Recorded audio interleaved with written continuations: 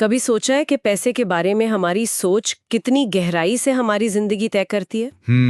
आज हम Robert Kiyosaki की मशहूर किताब रिच डैड पुअर डैड के कुछ खास विचारों पर गौर करेंगे। हाँ, बहुत ही फेमस किताब है ये। ये किताब एक दिलचस्प कहानी से शुरू होती है।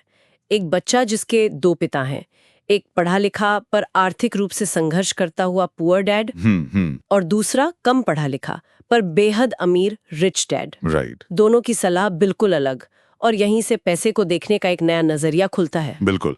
ये किताब असल में उन लोगों के लिए है जो महसूस करते हैं कि स्कूल और कॉलेज की पढ़ाई उन्हें पैसा कमाना तो सिखाती है, पर पैसे को संभालना और उसे अपने लिए काम पर लगाना नहीं। अच्छा। ये उस रैट रेस से निकलने का रास्ता सुझाती है। मतलब सिर्फ बिल भरने के लिए नौकरी करने और बढ़ती आमदनी के साथ बढ़ते खर्चों के जाल से बाहर आने का। हाँ, वो चक्कर जो कभी खत्म नहीं होता। तो ये दो डैड्स की सोच में मुख्य अंतर क्या था? मतलब एक तरफ सुरक्षा, दूसरी तरफ स्वतंत्रता, ऐसा कुछ? हाँ, बिल्कुल। पुअर डैड, जो असल में कियोसाकी के अपने पिता थे, वो हमेशा सुरक्षित रास्ते पे चलने को कहते थे। जैसे अच्छी डिग्री लो, पक्की नौकरी करो, पेंशन का इंतजाम हो। उनके लिए तो घर खरीदना सबसे बड़ा निवेश था, जो ज्यादातर लोग सोचते हैं। हाँ। वहीं रिच डैड, जो उनके दोस्त के पिता थे, वो कहते थे कि वित्तीय सुरक्षा नहीं, वित्तीय स्वतंत्रता हासिल करो। स्वतंत्रता? हाँ, संपत्ति बनाओ, पैसा तुम्हारे लिए काम करे, तुम पैसे के लिए नहीं। और उनका मानना था कि घर अक्सर संपत्ति नहीं, देनदारी होता है। घर एक देनदारी, ये तो बहुत लोगों के लिए एकदम उल्टी बात है। यहीं पर वो संपत्ति और देनदारी, मतलब एसेट और लायबिलिटी का वो मशहूर फर्क आता है ना। बिल्कुल। स्कूल में हम इतनी मैथ सीखते हैं, पर ये सबसे जरूरी हिसाब शायद गायब रहता है। सही कहा। रिच डैड का नियम बहुत सरल था, एकदम सिंपल। संपत्ति यानी एसेट, वो है जो आपकी जेब में पैसा डाले। ठीक है। और देनदार यानी लायबिलिटी, वो जो आपकी जेब से पैसा निकाले, बस। ओके। अमीर लोग संपत्ति जमा करते हैं, गरीब और मध्यम वर्ग वो अक्सर देनदारियां खरीदते हैं जिन्हें वो संपत्ति समझ बैठते हैं।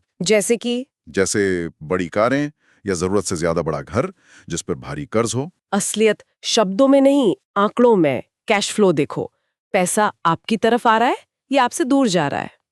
ये समझना बहुत जरूरी है। अच्छा, ये समझने के बाद किताब एक और दिलचस्प आइडिया देती है, अपना बिजनेस खुद देखो, माइंड योर ओन बिजनेस। हाँ। इसका मतलब सिर्फ अपना काम करना नहीं है, कुछ और है। जैसे वो मैकडॉनल्ड्स वाले रे क्रॉक का किस्सा बताते हैं वो। हाँ, वो कमाल का उदाहरण है। रे क्रॉक का प्रोफेशन क्या था? हैमबर्गर फ्रेंचाइजी बेचना। हाँ। पर उनका असली बिजनेस वो था उन फ्रेंचाइजी की जगहों की रियल एस्टेट खरीदना, जो लगातार आय देती थी। अच्छा। तो अपना बिजनेस देखो का मतलब है अपनी नौकरी या पेशे के साथ साथ अपनी संपत्ति वाले कॉलम पर ध्यान देना, उसे बनाना। यानी एसेट कॉलम को बढ़ाते रहना। एग्जैक्टली। ये संपत्तियां हो सकती हैं स्टॉक, बॉन्ड, किराए से आय देने वाली प्रॉपर्टी या कोई इंटेलेक्चुअल प्रॉपर्टी जिसे रॉयल्टी मिले। मतलब सिर्फ ज्यादा मेहनत करके सैलरी बढ़ाना या प्रमोशन पाना काफी नहीं है। नहीं। जब तक उस बढ़े हुए पैसे से आय बढ़ाने वाली संपत्ति न खरीदी जाए। बिल्कुल सही। इसके लिए तो फिर वित्तीय समझ, फाइनेंशियल लिटरेसी बहुत जरूरी हो जाती है। बहुत ज्यादा। कियोसाकी 4 मुख्य स्किल्स पर जोर देते हैं। पहला, अकाउंटिंग, मतलब नंबर्स को पढ़ना और समझना। ठीक है। दूसरा, निवेश, पैसे से पैसा कैसे बनाया जाए। तीसरा, बाजार को समझना, सप्लाई और डिमांड का खेल। और चौथा, कानून, टैक्स के नियम, कंपनी बनाने के नियम वगैरह। ये चारों मिलकर आपकी वित्तीय बुद्धि, मतलब फाइनेंशियल आईक्यू बढ़ाते हैं। लेकिन सिर्फ जानना काफी नहीं है। और क्या चाहिए? डर पर काबू पाना भी उतना ही जरूरी है। डर?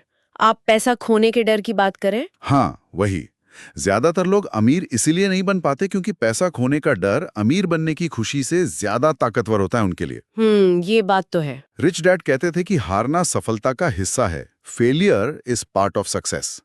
जीतने वाले हार से सीखते हैं, हारने वाले हार मान लेते हैं। अच्छा। वो टेक्सास का उदाहरण देते हैं, अलामों को याद रखो, मतलब अपनी हार को भूलना नहीं, उसे प्रेरणा बनाना है।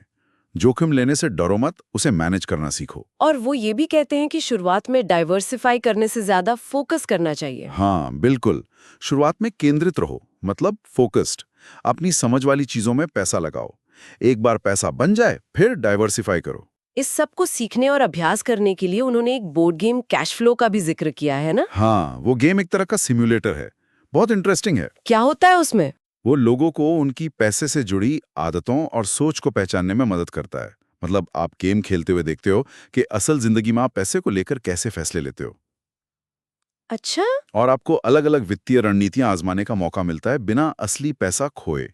ये तो बढ़िया तरीका है सीखने का। हाँ, और ये दिखाता है कि सिर्फ पैसा होना समस्याओं का हल नहीं है, बल्कि वित्तीय बुद्धि से समस्याएं हल होती हैं और पैसा बनता है। पैसा तो अक्सर हमारी कमजोरियों को ही उजागर करता है। हम्म। तो कुल मिलाकर इन विचारों का सार यही लगता है कि अगर आर्थिक रूप से स्वतंत्र होना है तो सबसे पहले अपनी सोच को बदलना होगा। बिल्कुल, माइंडसेट शिफ्ट। नौकरी की सुरक्षा के विचार से आगे बढ़कर संपत्ति बनाने, पैसे से काम करवाने और लगातार सीखते रहने पर ध्यान देना होगा। डर और शक को पीछे छोड़ना होगा। एकदम सही। और ये सब रोज के छोटे छोटे फैसलों से शुरू होता है। जैसा किताब कहती है, हमें मिलने वाला हर रुपया एक वोट की तरह है। वोट? कैसा वोट? हम अपना समय कैसे खर्च करते हैं, अपना पैसा कहाँ लगाते हैं और अपने दिमाग में क्या डालते हैं, ये चुनाव ही हमारा कल तय करते हैं। ये वाकई सोचने वाली बात है कि आज का कौन सा एक छोटा कदम, कौन सा एक छोटा फैसला किसी के पूरे वित्तीय भविष्य की दिशा बदल सकता है। बिल्कुल, यही इस किताब का निचोड़ है एक तरह।